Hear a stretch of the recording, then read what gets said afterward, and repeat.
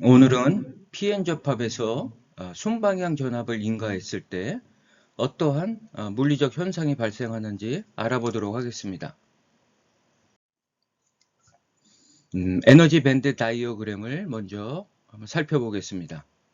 이 에너지 밴드 다이어그램은 여러분들이 실제 직접 그릴 수 있어야 되겠습니다. 먼저 열평형 상태의 에너지 밴드 다이어그램이 되겠습니다. 공핍층 내에는 이렇게 내부 전개가 형성이 되고요. 그 다음에 이러한 내부 전이 장벽으로 인해서 캐리어의 흐름은 존재하지 않습니다. 그런데 여기에 이제 확산을 촉진시켜주는 방향으로 전압을 인가합니다. 그러기 위해서는 이 내부 전이 장벽을 낮춰주는 전압을 인가해야 되겠습니다. 그래서 P형 쪽에는 플러스 전압, 그리고 N형 쪽에는 마이너스 전압을 인가합니다.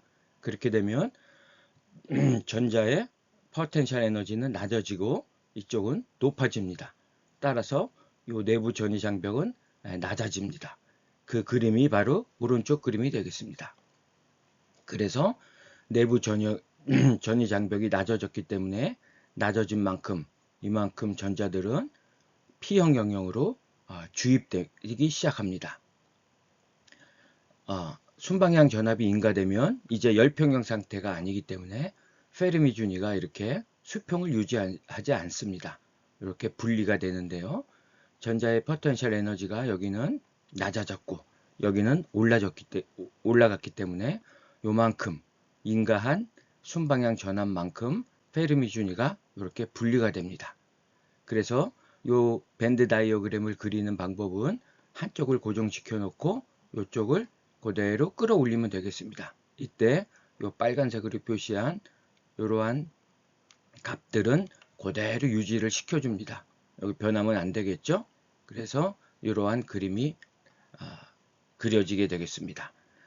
여기에서 두 가지 현상이 발생하는데요. 일단 내부 전개는 마이너스 X방향이고 순방향 전압은 플러스 X방향입니다. 따라서 내부 전개의 크기를 감소시켜주기 때문에 이렇게 내부 전이 장벽이 낮아진 거고요.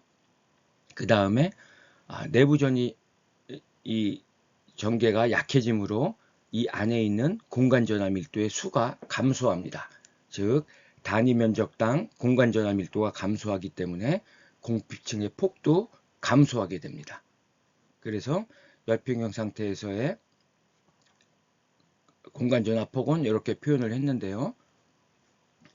순방향 전압이 인가된 상태에서는 이 내부 전개 BBI가 얼마만큼 낮아지느냐, 바로 인가한 전압만큼 낮아집니다. 따라서 이 화살표에서 이 화살표를 뺀 그 차이만큼이 내부 전이 장벽이 되겠습니다. 그래서 이렇게 표현이 되고요. 따라서 여기 내부 전이 장벽 대신에 이 값으로 바꿔주기만 하면 됩니다. 그래서 공피층의 폭은 이렇게 열평형 상태보다 작아진다는 것을 알 수가 있습니다. 그래서 공간 전압 밀도와 내부 전개를 그래프로 그려보면 이렇습니다.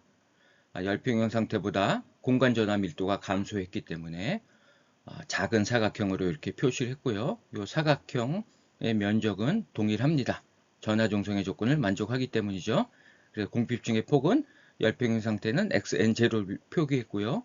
포워드 바이어스에서는 XNF로 표기했습니다. 그 다음에 내부 전개도 X = 0 지점에서 이 맥스 값을 갖지만 순방향 전압에서는 그 값도 작아지고 공핍층의 폭도 감소했기 때문에 내부 전개도 감소함을 우리가 알 수가 있겠습니다. 그러면 이제 조금 더 자세히 전자와 양공의 거동에 대해서 한번 살펴보겠습니다. 자, 순방향 전압을 인가한 상태가 되겠습니다. 자, 우리 앞에서 순방향 전압을 인가하지 않은 열평형 상태에서는 전자가 이렇게 확산을 하다가 내부 전개에 의해서 쓸려가지고 공핍층 밖으로 이렇게 나간다 그랬습니다. 양공도 마찬가지가 되겠죠? 이렇게 쓸려서 다시 중성 영역으로 되돌아오게 됩니다. 그래서 캐리어의 흐름은 존재하지 않고 공비층 내에는 전자와 양공이 존재하지 않게 되는 것입니다. 순방향 전압을 인가하면 이제 전자들은 이렇게 드리프트 해가지고 P형 영역까지 들어오게 됩니다. 즉 공비층을 가로지르게 됩니다. 왜냐하면 일렉트릭 필드를 여기서 형성했기 때문입니다. 그것이 바로 순방향 전압이 되겠습니다. 양공도 마찬가지로 이 공비층 내를 가로질러서 이제 P형 N형 영역으로 들어오게 됩니다. 그래서 이렇게 양공이 들어왔고요. 전자가 공비층을 가로질러서 이렇게 들어왔습니다. 그 다음에 이 전자와 양공은 각각의 중성 영역으로 확산해 가는데 이때 이 양공의 농도는 이렇게 지수 함수로 감소해 갑니다. 이 부분은 6장에서 다시 논의를 할 것입니다. 전자도 지수 함수로 감소해 갑니다. 그리고 이 양공은 여기에서는 다수 캐리어가 됐는데 이제 N형 영역에 왔기 때문에 과잉 소수 캐리어 양공으로 입장이 바뀌었습니다. 그래서 이렇게 확산해 가면서 확산 전류를 만들어냅니다. 언제까지? 전자와 재결합해서 소멸할 때까지. 그래서 그때까지 움직인 거리가 확산 거리가 되고 그때까지 확산 전류를 만들어내는 것입니다. 그리고 전자도 마찬가지가 되겠습니다. 그래서 그 확산 전류 성분이 이 PN 접합 다이오드의 주요 전류 성분이 되는 것입니다. 이 부분은 6장에서 다시 한번 또 얘기를 하겠습니다. 자, 그러면 이런 상태에서 전자와 양공이 어떤 과정을 거쳐서 반대 영역으로 들어오는지 전자만 먼저 살펴보겠습니다. 자, 여기는 중성 영역이 되겠습니다. 그리고 전자의 농도가 매우 많고요. 전자의 농도 기울기가 거의 존재하지 않는 구역입니다. 그래서 전자가 여기서 이렇게 이동을 할 때, 이동해서 이 공피층의 경계면까지 올 때는 대부분 드리프트 하게 됩니다. 왜냐하면 여기 플러스 마이너스 전압을 인가했기 때문에 이렇게 드리프트 하다가 이 공피층의 경계면에 도달하게 되면, 자, 여기하고 여기는 농도 차이가 굉장히 크게 일어나는 부분이죠. 여기는 전자가 없고 여기는 전자 농도가 뭐 10에 16승, 17승 이렇게 많습니다. 그래서 이 순간에 넘어올 때는 순간적으로 확산을 하게 됩니다. 그 다음에 공피층 안에 들어오면 여기에서는 내부 전기에 의해서 다시 이렇게 드리프트 해 갑니다. 그리고 P형 영역의 공피층의 경계면에 도달하고 여기서부터 이제 확산해 가기 시작합니다. 확산해 가면서 확산 전류를 만들어내는 것입니다. 그래서 이 공피층이라는 것은 이 캐리어를 이렇게 빨아들이는 흡입구 같은 역할을 하는 것입니다. 왜냐하면 이 경계면을 기준으로 해서 농도 기울기가 매우 크게 존재하기 때문입니다. 그래서 전자의 거동을 살펴보면 여기에서 여기까지는 드리프트, 여기 써 있네요. 드리프트. 그 다음에 여기 넘는 순간은 확산. 그 다음에 공피층 내에서는 다시 드리프트. 그리고 이 지점에서부터 여기는 확산. 여러분들 이 부분을 잘 이해를 해야 되겠습니다. 그리고 추가적으로 하나 더 설명을 한다면 여러분들 우리 4장에서 앰비폴라 전송을 배웠습니다. 자, 여기 P형 영역으로 들어온 이 과잉 소수 캐리어 전자는 자, 확산해 가면서 앰비폴라 전송을 할까요? 자, 이런 부분에서는 대부분 앰비폴라 전송을 하지 않는다고 보는 것이 맞습니다. 왜냐하면 자, 여기 전자는 매우 농도가 이 양공에 비해서 낮습니다.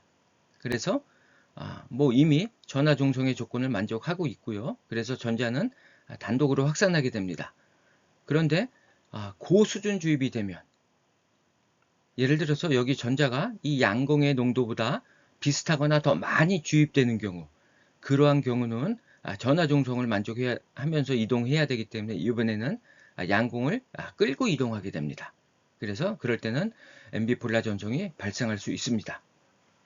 여러분들 이 부분 이해가 안 가시면 뭐 6장에서 또 설명을 할 테니까 그냥 넘어가시면 되고요. 여기서 꼭 알아야 될 것은 자, 전자가 이렇게 넘어와서 이 지점에서부터 확산하게 가면서 만드는 전류, 그 확산 전류, 그 다음에 양공이 여기서 확산해 가면서 만드는 확산 전류가 이러한 PN 접합 다이오드의 주요 전류 성분이라는 것만 여기에서는 기억해 두면 되겠습니다. 자, 그럼 다음 페이지에서 마지막으로 요약을 하겠습니다. 요약을 하면 이제 이렇게 됩니다. 먼저 PN 접합 다이오드의 전체 흐르는 전류는 일정합니다. 전자가 만드는 전류와 양공이 만드는 전류의 합으로 표현할 수가 있습니다. 그리고 빨간색 화살표는 PN 접합 다이오드 총 토탈 전류는 항상 일정하다. 그것을 표시하고 있는 것입니다. 그런데 요 N타입의 중성 영역을 보면 자, 양공이 이렇게 확산해 갑니다. 그러면서 확산 전류를 만들어내는데요. 그런데 양공의 농도가 점점 감소하게 되겠죠? 왜냐? 전자하고 재결합하면서 소멸하기 때문입니다. 그래서 농도가 점점 감소하니까 전류도 점점 감소합니다. 그렇지만 어떻게 일정하게 유지가 될까요? 바로 이 양공이 확산하면서 만드는 전류와 그 다음에 이쪽에서 전자가 드리프트해 온다 그랬죠? 바로 이 드리프트 전류가 만들어내는 전류 두 성분의 합으로 표현되기 때문에 이쪽 영역에서 전류는 항상 이렇게 일정하게 유지되는 것입니다. 여기도 마찬가지가 되겠습니다. 그러면 여기 이 양공은 어디에서 공급이 됩니까? 여기에서 양공이 드리프트하고 확산하고 드리프트하고 그래서 N형 영역까지 와서 계속 양공을 공급해주는 역할을 하는 것이 바로 이 순방향 전압이고 마찬가지로 전자도 드리프트, 확산, 드리프트 해서 여기까지 오는 겁니다. 그래서 전자를 계속 공급해주는 역할을 하는 것입니다. 그래서 여러분들 이쪽 영역에서는 양공이 만드는 확산 전류와 전자가 만드는 드리프트 전류의 합으로 표현된다. 그래서 일정하다. 그런데 이 드리프트가 만드는 전류는 실제 매우 작습니다. 그래서 토탈 전류라는 것은 전자가 만드는 확산 전류와 양공이 만드는 확산 전류의 합으로 표현할 수 있다는 것. 이렇게 이해를 하시면 되겠습니다. 이 부분은 다시 한번 6장에서 또 설명을 할 것입니다. 자, 여러분들 아주 중요한 PN 접합 다이오드의 전류 생성 메커니즘에 대해서 여러분들 오늘 공부를 했습니다. 6장에서 다시 한번 이 부분을 설명을 할 테니까 여러분들 여기서 이해할 수 있는 부분까지 꼭 이해를 하시고요. 여기서는 요 확산 전류가 만드는 성분이 주요 성분이라는 것만 이해를 하고 계시면 되겠습니다.